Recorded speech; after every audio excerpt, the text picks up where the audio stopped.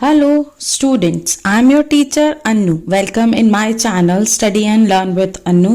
बेटा ये आपका इसमें फोर्थ पार्ट है natural vegetation and wild life. Let's read this. Some school children were visiting an exhibition on handicrafts. कुछ school के बच्चे हैं जो एक प्रदर्शनी देखने गए हुए थे. किसकी थी? हैंडीक्राफ्ट, हाथ के बने हुए सामानों की. The articles in the exhibition were collected from different parts of the country. जो आर्टिकल्स, जो सामान वहां दिखाया गया था वो कहाँ से लेके आया हुआ थे? हमारे देश के बहुत अलग अलग जगहों से वो सब सामान वहां पर लेके आया गया था. Mona picked up a bag and exclaimed. Mona ने एक बैग को उठाया और बोला, this is a beautiful hand bag. ये तो बहुत सुंदर हैंड बैग है. Yes it is made from jute. The teacher said. Teacher ने बताया ये हैंड बैग जूट का बना हुआ है.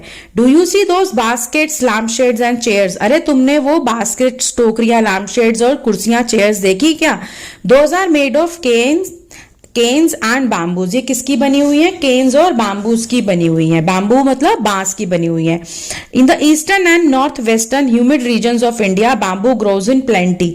हमारे देश के ईस्टर्न और नॉर्थ वेस्टर्न जो ह्यूमिड रीजन्स है, वेट, जो वहां जहां पर बहुत बारिश होती है, वहां पर इंडिया के बैम्बू वहां पर बहुत प्लेंटी ग्रो होता है. हमारे देश में कहाँ ग्रो होता है? आसाम में. आसाम क्या है? बैम्बू का लार्जेस्ट प्रोड्यूसर है. ठीक है, जहां पर बारिश होती है, ह्यूमिड जहां पर होगी वहां पर बहुत ज्यादा बैम्बू ग्रो होता है. Jessie was excited to see a silk scarf. Jessie बहुत एक्साइटेड होती है जब वो एक सिल्क स्कार्फ को देखती है. See this beautiful scarf. उसने कहा, अरे कितना सुंदर स्कार्फ है ना. The teacher explain that silk is obtained from silk worms and are bred on mulberry trees. वो उनकी टीचर बताती है कि जो सिल्क है वो हमें किससे मिलती है? सिल्क वॉर्म से, कीड़े से मिलती है सिल्क के. और वो कहाँ पे होता है कीड़ा? वो मलबरी ट्रीज पे होता है वो कीड़ा. मलबरी ट्रीज शहतूत का जो पेड़ होता है ना, ये जो कीड़ा होता है वो शहतूत की पत्तियां ही खाता है.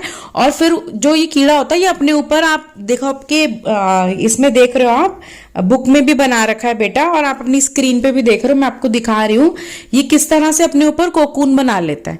और फिर क्या होता है, जो ये कोकून ऊपर बना रखा है ना, इसको, ये रेशम, इसको जो भी मतलब काम करते हैं ये वाला, वो इसको एक्सट्रैक्ट करते हैं और फिर इससे रेशम का, जो सिल्क का जो थ्रेड बनाया जाता है, और फिर उससे वूवन होती है साड़ीज वगैरह. तो इस जो सिल्क वॉर्म्स को जो लोग पालते हैं, जो इसका काम करते हैं, उनको क्या बोलते हैं? सेरिकल्चर. उस काम को, जैसे एग्रीकल्चर होता है खेती बाड़ी करना, इसी तरह से जो सिल्क का काम जो करते हैं, जो सिल्क वॉर्म्स को शहतूत का पेड़ लगा के उसके ऊपर पालते हैं, उनको क्या बोलते हैं? उस काम को क्या बोलते हैं? सेरिकल्चर. तो वो बोलती है उनकी टीचर कि ये देखो, ये किसका होता है? ये वो बताती है उसको, सिल्क वॉर्म्स के बारे में बच्चों को बताती हैं. The children understood that plants provide us with many different products that we use in our day to day life. तो बच्चों को ये बात बहुत अच्छे से समझ में आ जाती है उन सब चीजों को देखकर कि जो प्लांट्स हैं वो हमें इतना सारी चीजें, हमारे जो रोजमर्रा की जिंदगी में हम चीजों को यूज करते हैं, उसके लिए बहुत सारी चीजें हमें कौन देता है? पेड़ देते हैं. Natural vegetation and wild life exist only in the narrow zone of contact between the lithosphere, hydrosphere and atmosphere that we called biosphere. Natural vegetation क्या हुआ? जो पेड़ पौधे हो गए. और वाइल्ड लाइफ क्या हुआ? जितने जानवर हो गए. ये कहां पर रहते हैं? क्या है इनका नैरो जोन? किससे कॉन्टैक्ट करते हैं ये? लिथोस्फेयर. लिथोस्फेयर मतलब क्या हुआ? लैंड. हाइड्रोस्फेयर वाटर और एटमॉस्फेयर एयर. और इन सबको मिलके क्या बनता है हमारा? बायोस्फेयर. ये पिछली क्लास में आपकी 7th क्लास का जो चैप्टर था, फर्स्ट चैप्टर, उसमें भी आपने पढ़ा हुआ है. In the biosphere, living beings are interrelated and interdependent on each other for survival. ये जो बायोस्फेयर है, इसमें लिविंग बींग्स कौन हुए? जो सांस लेते हैं. पेड़ हो गए, है ना, जंतु जानवर जितने हैं, ये जितने भी हैं, और हम लोग जो हैं, ये क्या होते हैं? Inter related. एक दूसरे से क्या होते हैं? हम लोग जुड़े हुए होते हैं. और इंटरडिपेंडेंट, एक दूसरे के ऊपर आश्रित होते हैं. जीना, हाँ, किसके लिए? सर्वाइवल के लिए, एक जिंदगी को जीने के लिए. इस तरह से ये जो पूरा का पूरा इकोसिस्टम बनता है, इसको हम क्या बोलते हैं? This life supporting system is known as the ecosystem. इसको क्या बोला जाता है? इकोसिस्टम. कि हम जिस तरह से ये प्रॉपर पूरा का पूरा चलता है, कि हम लोग एक दूसरे के ऊपर डिपेंडेंट होते हैं बहुत सारी चीजों में, और वो हम पे डिपेंडेंट होते हैं, और इस तरह से ही हमारा ये पूरा इकोसिस्टम चलता है. Vegetation and wild life are valuable resources. जो वेजिटेशन और वाइल्ड लाइफ है ये हमारे बहुत वैल्यूबल रिसोर्सेज हैं। Plants provide us with timber. जो प्लांट्स हैं उनसे हमें क्या क्या मिलता है? टिम्बर। टिम्बर क्या होता है? लकड़ी होती है, आपके घर में फर्नीचर उसी से बनता है, कबर्ड्स हैं आपकी, है ना, बहुत सारी चीजें हैं जो हमारे घर में टिम्बर की बनी होती है। और गिव शेल्टर टू एनिमल्स। जो जानवर हैं वो कहाँ रहते हैं? फॉरेस्ट में रहते हैं, तो उनको शेल्टर कौन देता है? प्लांट्स देते हैं।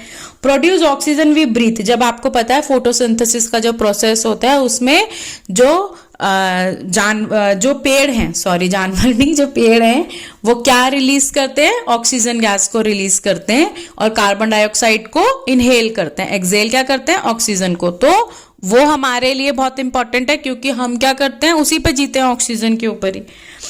And protect soil so essential for growing crops. और जैसे आपको पहले भी मैंने बताया था सॉइल वाले चैप्टर में भी कि जो पेड़ होते हैं वो क्या करते हैं? इसको पकड़ के रखते हैं, सॉइल को, जो मिट्टी से नहीं बहती और हवा उसे उड़ाकर नहीं ले जा सकती। पेड़ है वो उसको पकड़ के रखते हैं, सॉइल को। Act as shelter belt. Shelter belt का काम करती है, वो भी मैंने आपको अपनी वीडियो में शेल्टर बेल्ट्स भी दिखाए थे कैसे होते हैं, किस तरह से पेड़ एक लाइन में लगे होते हैं। Help in storage of underground water. ये भी मैंने आपको बताया था कि जो पेड़ होते हैं वो अपनी जड़ों में क्या कर लेते हैं? पानी को सोख कर लेते हैं और अंडरग्राउंड जो वाटर है उसके लेवल को वो कभी भी डाउन नहीं होने देते। तो गिव अस फ्रूट्स। हमें फ्रूट्स मिलता है, नट्स मिलते हैं, नट्स, काजू बादाम जो सब खाते हैं। लेटेक्स मिलता है। लेटेक्स क्या होता है बेटा? जो रबड़ का जो ट्री है उसको क्या बोलते हैं? लेटेक्स बोलते हैं। उसका जो लिक्विड होता है ना उसको बोलते हैं लेटेक्स, ठीक है। और उससे क्या बनता है? रबड़ बनता है, ठीक है। और टर्पेंटाइन ऑयल। टर्पेंटाइन ऑयल क्या होता है बेटा? जो तारपीन का तेल जिसको बोला जाता है ना, तो ये किससे होता है? पाइन ट्री के जो रेजन्स होते हैं ना, इससे मिलता है। और फिर इसका यूज फूड आइटम्स में, कॉस्मेटिक्स में, सोप्स बनाने में इनका यूज किया जाता है। उसके बाद है गम, जो पेस्ट करते हैं हम, आप अपनी बुक्स में बहुत सारे स्टिकर्स भी चिपकाते हैं ना। मेडिसिनियल प्लांट्स, बहुत सारे मेडिसिनियल प्लांट्स होते हैं जो हमारी दवाइयों में यूज किए जाते हैं। And also the paper that is so essential for your studies. आपकी तो स्टडीज, सारी बुक्स, आपकी जो नोटबुक्स हैं वो सब क्या है? पेपर ही है। There are innumerable uses of plants and you can add some more. ये इतने सारे तो मैंने आपको बता ही दिए हैं और इससे बहुत ज्यादा है भी, और बहुत सारे आप अपने पास जो है नोट देखोगे, ऑब्जर्व करोगे तो समझ में आएगा कि प्लांट्स हमारे लिए कितने इंपॉर्टेंट हैं। अब आप ये देखोगे बेटा, साइड में एक तो ब्रह्म कमल बना रखा है, ये क्या है? मेडिसिनल हर्ब है। और ये उत्तराखंड का भी स्टेट फ्लावर है। और एक यहाँ पर देखो ब्लू किंगफिशर भी दिखाई हुई है। ये सब बहुत इंपॉर्टेंट है और बहुत खूबसूरत है। ये सब जो हमारा वर्ल्ड है ना, वो ब्यूटीफुल फ्लावर्स से, ब्यूटीफुल जो इतने सारे एनिमल्स है, बर्ड्स है, इनसे भरा हुआ है। Wild life includes animals, birds, insects as well as the aquatic life form.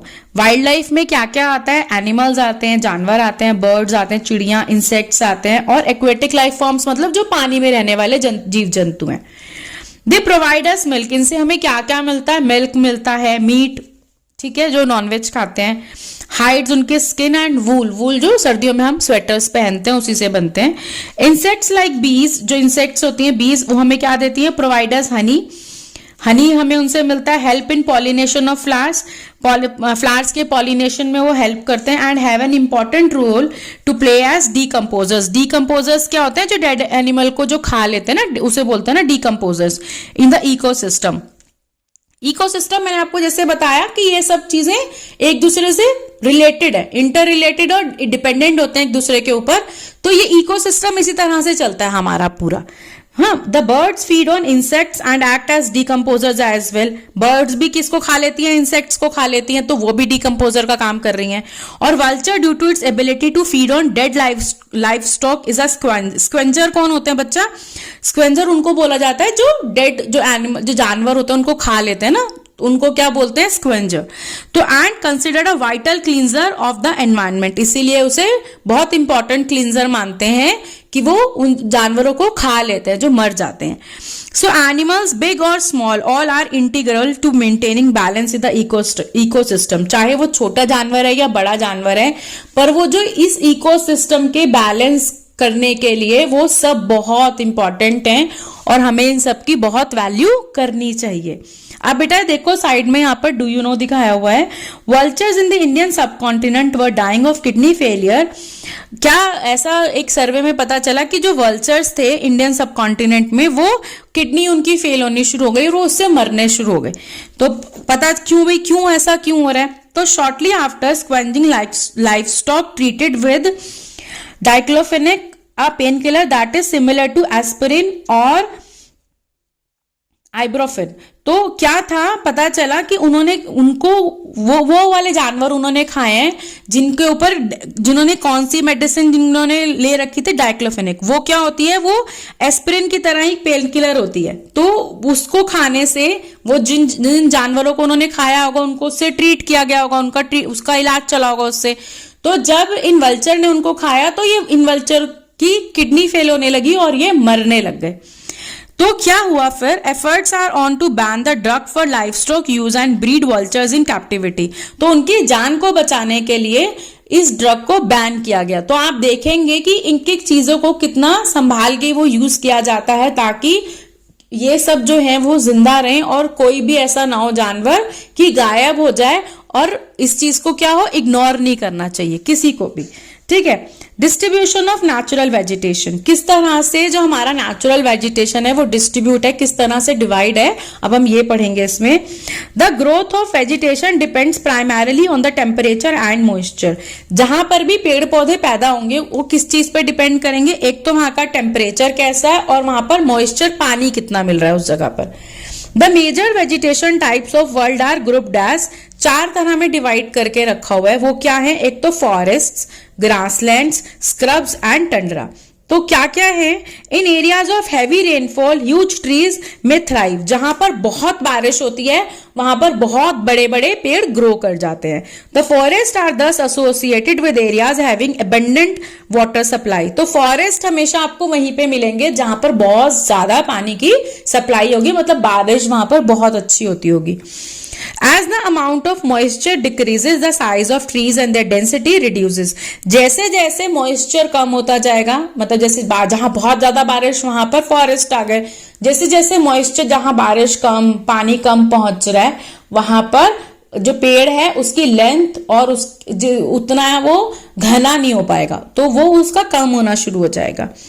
Short stunt trees and grasses grow in the regions of moderate rainfall, forming the grasslands of the world.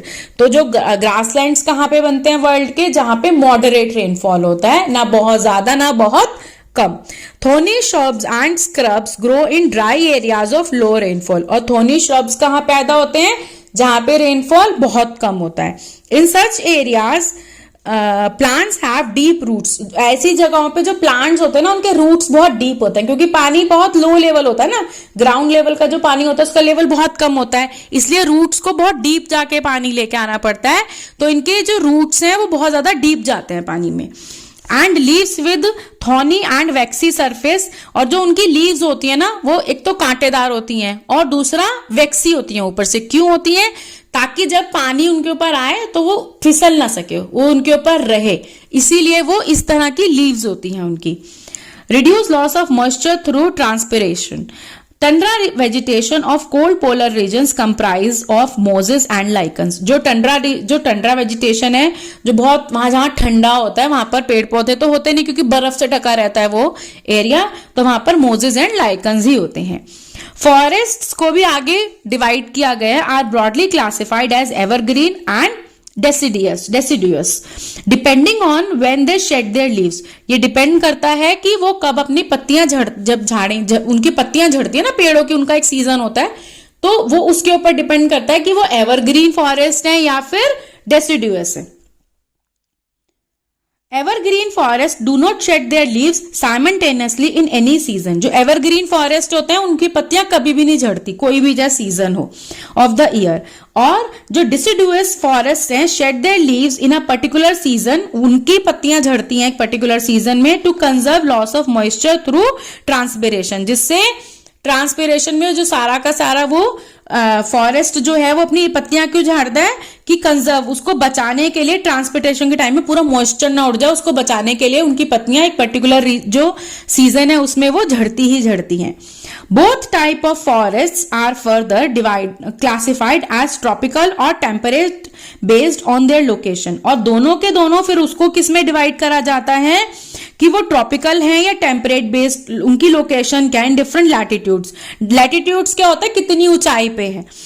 You have learnt in detail about the various forest types, their distribution and the associated animal life in the previous class. आपने अपनी पिछली class में भी इसके बारे में पढ़ा था कि कैसे कैसे कहाँ पर कैसे पेड़ पौधे होते हैं, किस तरह से उनको डिवाइड किया जाता है, और उनकी कैसे कैसे पूरी डिटेलिंग हमने पिछली क्लास में भी ये पढ़ी हुई है। Today there are many more people in the world than there were 2 centuries बैक। अगर हम आज से 200 साल पहले की बात करें तो उस टाइम पे क्या था, 200 साल पहले कम लोग थे, आज बहुत सारे जो जनसंख्या है, पॉपुलेशन है, और हम तो नंबर 1 है पॉपुलेशन के मामले में। चाइना को भी अपने पीछे हम छोड़ चुके हैं, 140 करोड़ प्लस है हम लोग। तो हमारे साथ तो और है कि हमें जगह रहने के लिए भी चाहिए, खाने के लिए भी चाहिए, तो इंडिया के ऊपर तो और रिस्पॉन्सिबिलिटी है इस चीज की बहुत ज्यादा।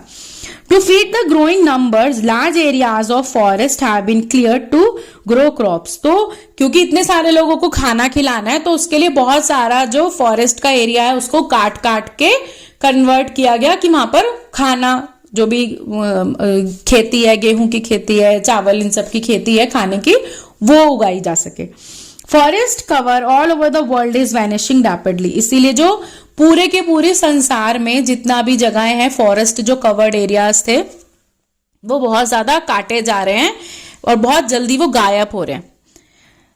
There is an urgent need to conserve this valuable resource. तो इस वैल्यूबल रिसोर्स को बचाने के लिए it is very very important कि अब हम सब जागें। और आपके स्कूल में भी बेटा होता ही होगा, हम भी जब छोटे थे तो हमारे स्कूल में भी बहुत ज्यादा होता था कि पेड़ लगाओ ना। तो आप लोग भी जितना हो सके वो पेड़ लगाओ, और हमें अपनी माँ जो हमारी अर्थ है उसे बचाना ही बचाना है। Conservation of natural vegetation and wild life, हम इसे बचाने के लिए क्या क्या कर सकते हैं। फॉरेस्ट आर आर वेल्थ, जो हमारे जंगल हैं वो हमारी बहुत बड़ी संपत्ति है। Plants give shelter to the animals and together they maintain the ecosystem. और जो प्लांट्स क्या करते हैं, वो जानवरों को रहने के लिए जगह तो देते ही देते हैं, और दोनों मिलके क्या करते हैं, इकोसिस्टम को बनाते हैं। जैसे अभी हमने पीछे भी समझा कि कैसे बनाते हैं वो इकोसिस्टम को। Changes of climate and human interferences can cause the loss of natural habitats for the plants and animals. आज आप बहुत सारे चेंजेस देख रहे होंगे आजकल ग्लोबल वार्मिंग की वजह से। कहीं बारिश होती जा रही है, कहीं पे सूखा पड़ा हुआ है, जानवर आप देखते हैं, न्यूज में भी आप देखते होंगे कहीं पे सड़क पे जानवर आ गए, और बहुत सारे एरियाज ऐसे हैं इंडिया में भी, आप न्यूज में ये सब चीजें देखते ही होंगे कि कभी कहीं कुछ निकल के बाहर आ रहा है। क्यों आ रहा है ये सब? जब हम उनके फॉरेस्ट को काटे जा रहे हैं तो वो निकल के कहाँ आएंगे, यहीं बाहर तो आने वाला है। Many species have become vulnerable और endangered and some are on the verge of extinction. कुछ ऐसी स्पीशीज हैं जो खत्म होने की कगार पे आ गए हैं, जिनका सर्वाइवल खतरे में है, और कुछ ऐसी हैं जो एक्सटिंक्ट मतलब हो चुकी हैं, अब तो खत्म भी हो गई हैं। उसके कारण क्या क्या हैं? डिफॉरेस्टेशन, पेड़ों को काटा जा रहा है, soil erosion and constructional activities, इतनी सारी बिल्डिंग्स बन रही हैं, फॉरेस्ट फायर्स, जो फॉरेस्ट में आग लग जाती है, सुनामी है, लैंडस्लाइड्स हैं, ये कुछ इसमें तो ह्यूमन और कुछ नेचुरल फैक्टर्स हैं विच एक्सीलरेट उसको और ज्यादा पुश कर रहे हैं the process of extinction of these resources. One of the major concerns is the poaching, और एक बहुत इंपॉर्टेंट जो है चीज है जिसका हमें बहुत ध्यान रखना चाहिए, दैट इज पोचिंग, जो इलीगली इन लोगों को मारा जाता है, जानवरों को, which result in a sharp decline in the number of particular species. कि देखा जा रहा है कि जो इनका जो सर्वाइवल है वो बहुत खतरे में है, स्पेशली पोचिंग के, क्योंकि डिक्लाइन उनका जो नंबर है वो बहुत बुरी तरह से डाउन जा रहा है। The animals are poached for collection and illegal trade of hides. उन्हें क्यों मारा जा रहा है एनिमल्स को? उनकी हाइड्स, स्किन्स के लिए, nails, teeth, horns as well as feathers, उनके पंखों के लिए। Some of these animals are tiger, वो जो एनिमल्स हैं उनमें कौन कौन से हैं वो टाइगर हैं, लायन है, एलिफेंट है, डियर है, ब्लैक बक है, क्रोकोडाइल है, राइनोसोरस है, स्नो लैपर्ड है, ostrich and peacock. These can be conserved by increasing awareness, और ये नंबर जो हम तभी इसको इंक्रीज कर सकते हैं अगर हम लोगों में अवेयरनेस बढ़ाएं इन सब चीजों को लेकर कि इस तरह के इलीगल काम ना हो और इन सब का प्रॉपर ध्यान रखा जाए कि जानवरों को ना मारा जाए। अब नेक्स्ट बेटा यहाँ पे फॉरेस्ट फायर आप देख रहे होंगे कि वर्ल्ड के बहुत सारी जगहें हैं जहां पर फॉरेस्ट फायर का आपको कटिंग्स दिखाई हुई हैं न्यूज़पेपर की। इसमें है आपका no more forest fire is a threat to the entire region of fauna and flora. It occurs mainly due to 3 reasons हैं उसके। नेचुरल फायर, अगर कहीं पे आग एकदम से लग जाती है, ड्यू टू लाइटनिंग, वहां पर अगर बिजली गिरे तो, fire due to heat generator in the litter due to carelessness of people, अगर वहां पर सूखी पत्तियां हैं, किसी ने गलती से कोई सिगरेट वगैरह वहां फेंक दी, कुछ भी केयरलेसनेस, जानबूझ के नहीं, गलती से कर दिया तो उससे भी आग लग जाती है। Fire purposely caused by local inhabitants, mischief makers, miscreants etcetera, जैसे जो लोग हैं क्रिमिनल्स, मिसक्रेंट जो क्रिमिनल्स होते हैं वो भी जानबूझकर आग लगा देते हैं वहां पर पेड़ों को काटने के लिए या पोचिंग के लिए, किसी भी उनका कोई पर्पस, जो भी पर्पस हो सकता है। सम कंट्रोल मेजर्स क्या हो सकते हैं? Prevention of fire through fires through education, आप इससे बचा सकते हैं लोगों को अवेयर करके। And prompt detection of fires through well coordinated network हो, वहां पर ऑब्जर्वेशन पॉइंट्स हो, efficient ground patrolling and communication network से इसको बचाया जा सकता है ताकि कम से कम नुकसान हो। National parks, wildlife sanctuaries, biosphere reserves are made to protect our natural vegetation and wildlife. जो नेशनल पार्क्स हैं, वाइल्ड लाइफ सेंचुरीज हैं, बायोस्फीयर रिजर्व्स हैं, ये इसके लिए बनाए जाते हैं कि वो प्रोटेक्ट करें हमारे natural vegetation and wild life को। Conservation of creeks, lakes and wetlands is necessary to save the precious resource from depletion. किसको बचाना? छोटी छोटी नदियां, लेक्स एंड वेटलैंड्स है, जिसको, ये हमारे बहुत प्रीशियस रिसोर्स हैं जिसको हमें बचाना है ताकि हमारे जो जानवर हैं, आपको पता है ना, वो आराम से बैठते हैं इन जगहों पे, तो हम उनको क्या, हमें कंजर्व करना है, ढकना नहीं है बहुत सारी प्रॉपर्टी बनाने के लिए ना इन जगहों को, क्योंकि ये किसकी जगह है? किसी का हैबिटाट है, हमारे वाइल्ड लाइफ का ही हैबिटाट है। There is a balance in the environment if the relative number of species is not disturb. अगर आप एक बैलेंस अगर बना के रखेंगे एनवायरनमेंट में कि जो डिस्टर्ब ना किया जाए इनके स्पीशीज को, तो क्या होगा? ह्यूमन एक्टिविटीज, लेकिन क्या हो रहा है, हम कर तो रहे हैं उनको disturb. Human activities in several parts of the world disturb क्या कर रहे हैं? Natural habitats of many species due to indiscriminate killings, उनको मारा जा रहा है बहुत बुरी तरह से। Several birds and animals have either become extinct or are on the verge of extinction, या तो गायब हो चुके हैं या गायब होने की कगार पे खड़े हुए हैं। Awareness programmes like social forestry, क्या होना चाहिए? बहुत सारे प्रोग्राम्स चल भी रहे हैं और भी इन सब चीजों को प्रोत्साहन मिलना चाहिए। सोशल फॉरेस्ट्री है, वन महोत्सव है, should be encouraged at the regional and community level पे, इसको एनकरेज करना चाहिए। School children should be encourage to bird watch, बच्चों को एनकरेज करना चाहिए कि वो बर्ड्स को देखें, विजिट नेचर कैंप्स करें, so that appreciate the habitat of varied species. तो थोड़े टाइम के लिए फोन को छोड़ के हमें अपने नेचर के पास भी many countries have passed laws against the trade as well as killing of birds and animals. बहुत सारी कंट्रीज हैं, भारत भी उनमें से है, जिन्होंने इन चीजों के ऊपर कानून बना रखा है कि आप इन बर्ड्स को और एनिमल्स को मार नहीं सकते हो। In India killing Lions, tigers, dears, great Indian bustards and peacock is illegal, इसको आप मार नहीं सकते हो। ग्रेट इंडियन बस्टर्ड की बेटा फोटो भी देख रहे हो, मैंने लगा रखी है। An international convention sites has been established that lists several species of animals and birds in which trade is prohibited. और sites भी है एक, जिसका भी आपको मैं नीचे बताऊंगी, पूरा एक्सप्लेन करूंगी कि क्या क्या है वो। तो उसमें भी उन्होंने इस तरह से करके लिस्ट दे रखी है अपनी, जिन जानवरों का, जिन पेड़ पौधों का आप इंटरनेशनली उसका कोई बिजनेस ही नहीं हो सकता, उनकी एक लिस्ट है उसकी। Conservation of plants and animal is an ethical duty of every citizen, ये हर एक की, हर पूरी दुनिया में रहने वाले हर एक इंसान की ये एक कर्तव्य है कि हमें अपनी जो धरती माँ है जिस पर हम रहते हैं उसको हमें बहुत संभालना है अपने लिए, अपने आगे आने वाली जनरेशन के लिए, और हम यहाँ रहते हैं तो इसको बचाना हम सबका कर्तव्य है। ठीक है। अब बेटा यहाँ पर एक ग्लॉसरी दिया हुआ है नेशनल पार्क करके। नेचुरल क्या होता है, वो एक नेचुरल एरिया होता है जो designated to protect the ecological integrity of one और more ecosystems for the present and the future generations, ताकि आप अपनी अभी के लिए भी और आने वाली जनरेशन के लिए भी आप वाइल्ड लाइफ, ये जितनी भी हमारी चीजें हैं, हमारा धरती माँ, इन सबको बचाने के लिए नेशनल पार्क में आपको क्या मिलेंगे, बहुत सारे वाइल्ड लाइफ, बहुत सारे जानवर मिलते हैं, तो उनको बचाने के लिए ये ऐसी जगह बनाई जाती है। ऐसे ही बायोस्फीयर रिजर्व्स हैं, तो ये इसमें क्या है, सीरीज ऑफ प्रोटेक्टेड एरियाज होते हैं यहाँ पर, जो लिंक्ड होते हैं through a global network intended to demonstrate the relationship between conservation and development.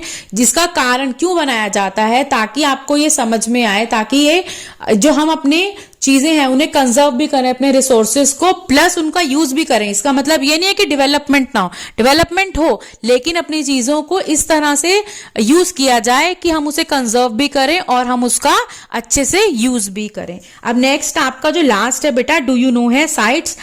ये इसका फुल फॉर्म है the convention on international trade in endangered species of wild fauna and flora. ये एक इंटरनेशनल अग्रीमेंट है जो सारे देशों की गवर्नमेंट्स के बीच होता है। It aims to ensure that international trade in specimens of wild animals and plants does not threaten their survival, कि कोई भी ऐसा बिजनेस ना हो जो किसी उनकी जो जानवर है या फिर जो प्लांट्स हैं उनकी लाइफ के ऊपर थ्रेटन ना हो, मतलब उनकी लाइफ जो है वो हो, सर्वाइवल उनका रहे, उसके लिए। तो रफली 5000 स्पीशीज ऑफ एनिमल्स और 28,000 जो स्पीशीज ऑफ प्लांट्स हैं वो इसके अंदर आती हैं, प्रोटेक्टेड हैं वो। इसमें से कुछ के नाम बताए हुए हैं, bears, dolphins, cacti, corals, orchids and aloes, वो सम एग्जाम्पल्स हैं इनके। So thank you. I know ये बहुत लंबा चैप्टर था, 4 पार्ट्स में डिवाइड था, और आपने आई होप सब समझ लिया होगा। So thank you so much. अगर आपको अच्छा लगे please give me a thumbs up, share with your friends. Thank you.